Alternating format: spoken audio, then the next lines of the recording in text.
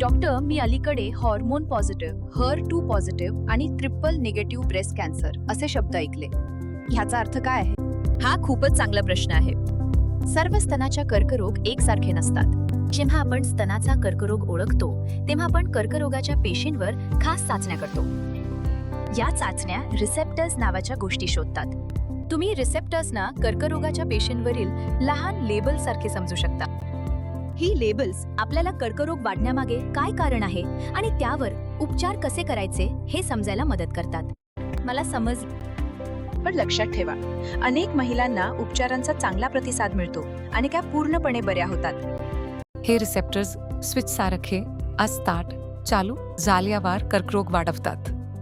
बहुतेक महिलांमध्ये, साधारण 10 पैकी 8 महिलांमध्ये, स्तनाच्या कर्करोग इस्ट्रोजेन किंवा प्रोजेस्टेरॉन सारख्या महिला होमोनेसमुळे वाढतो. याला हार्मोन पॉझिटिव्ह स्तनाच्या कर्करोग म्हणतात. चांगली बातमी अशी आहे की आपल्याकडे अशी औषधे आहेत जी या हार्मोन्सना किंवा त्याच्या परिणामांना थांबवतात. हे उपचार अनेकदा खूप प्रभावी असतात. काही महिलांमध्ये, साधारण 10 पैकी 2 महिलांमध्ये, कर्करोग HER2 नावाच्या प्रोटीनमुळे वाढतो. हे कर्करोग जलदगतीने वाढू शकतात.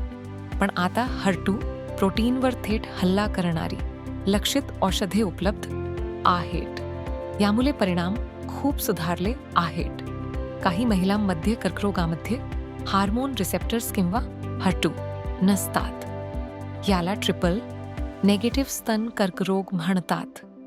हे कर्करोग अधिक जलदगतीने वाढू शकतात.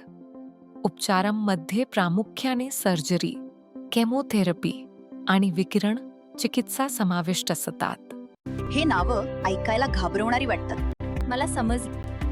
पण लक्षात ठेवा, अनेक महिलांना उपचारांचा चांगला प्रतिसाद मिळतो आणि त्या पूर्णपणे बऱ्या होतात.